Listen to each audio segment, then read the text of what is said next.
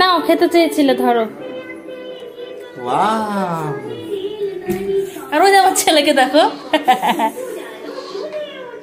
ছোচার মতো হচ্ছে কেন? ওই আমার ছেলেকে দেখেছো দুষ্টু করছে, ওই দেখো দুষ্টু করছে কেমন, ভালো। এই যে এখন খাওয়ার জন্য কাঁদছে, গরম আছে মাম্মা, কেমন টেস্টি? কি গো কিছু বলছে না? টেস্টি শিহাব, টেস্টি টেস্টি খেয়ে আগে বুঝছে। তো রোজ বেসিক্যালি আমি যাদেরকে খাইয়ে খুশি হই, আজকে তাদেরকে দিয়েই আমার ভিডিওটা শুরু করলাম। তো প্রথমেই কড়াইতে নিয়ে নিচ্ছি একটু সর্ষের তেল, আর আজকে আমি বানাবো, অনেকে এটাকে বলে ঝাল সুজি, তো সেই ঝাল সুজি আজকে বানাবো। তো বেসিক্যালি সর্ষের তেলের মধ্যে দিয়ে দিচ্ছি একটু সর্ষে ফোড়ন। এই টাইমে যদি কারো কাছে কারি পাতা থাকে তাহলে তো লাজাবাব, আমার কাছে ছিল না, আমি দিতে পারিনি। তারপরে দিয়ে দিতে হবে একটু কাজু এবং কিশমিশ, কিশমিশটাও দেখছি শেষ হয়ে গেছে, যাই হোক অল্প একটু কাজুই দিয়ে নিলাম। তারপরে দিয়ে দিচ্ছি সরু সরু করে কাটা পেঁয়াজ। তো এই টাইমে পেঁয়াজটা মানে খুবই সরু সরু করে কাটতে হবে, সেটাই খুব ভালো লাগে খেতে।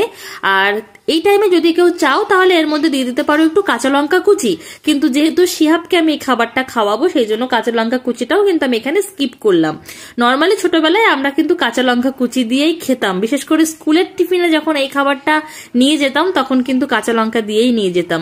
আর অনেকে তো বিভিন্ন রকম ভাবে রান্না করে, তো আমি দেখো ডিমটা এর মধ্যেই দিয়ে দিয়েছি, কারণ আমি একটু অল্প তেলে রান্না করতে পছন্দ করি।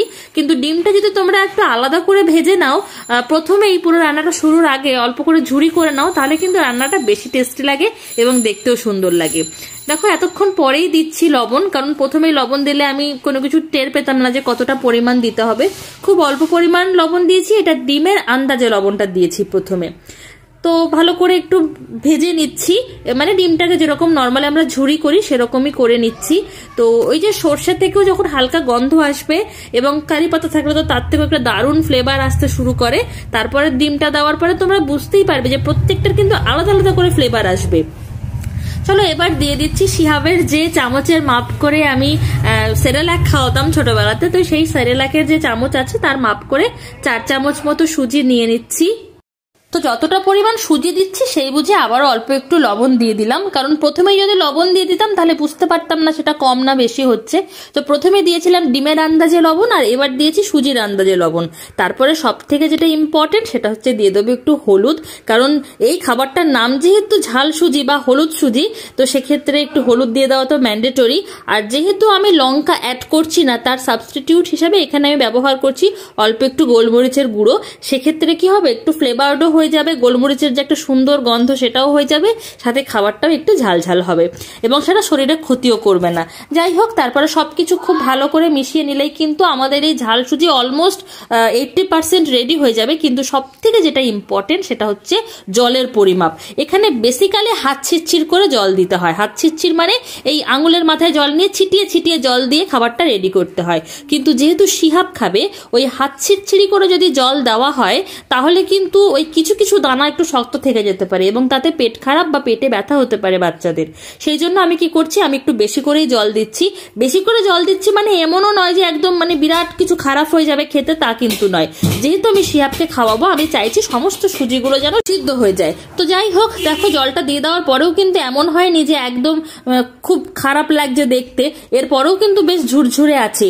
আর যেহেতু একটু বেশি করে জল দিয়েছে, আমি আর ঢেকে ঢেকে রাখবো না, আমি ওপেনলি কিন্তু ওই মোটামুটি মিডিয়াম টু হাই হিটে মোটামুটি 2-3 মিনিট যা ভালো করে নাড়াচাড়া করে নেব, তাহলে কিন্তু রেডি হয়ে যাবে আমাদের ঝাল সুজি, অথবা তোমরা যে নামে বলছো একে উপমা বা হলুদ সুজি যেটাই বলো না কেন সেটা। তো চলো এবার একটু সার্ভিং প্লেটে এটাকে নিয়ে নিই আর তারপরে বাপ বেটার সামনে নিয়ে গিয়ে হাজির করি, কারণ আজ বিকাল থেকে শুভর পাপা বলছিল একটু ঝাল সুজি করে দাও। তো যাই হোক শিহাবের পাপার রিকোয়েস্টের ঝাল সুজি তো রেডি করে ফেলেছি।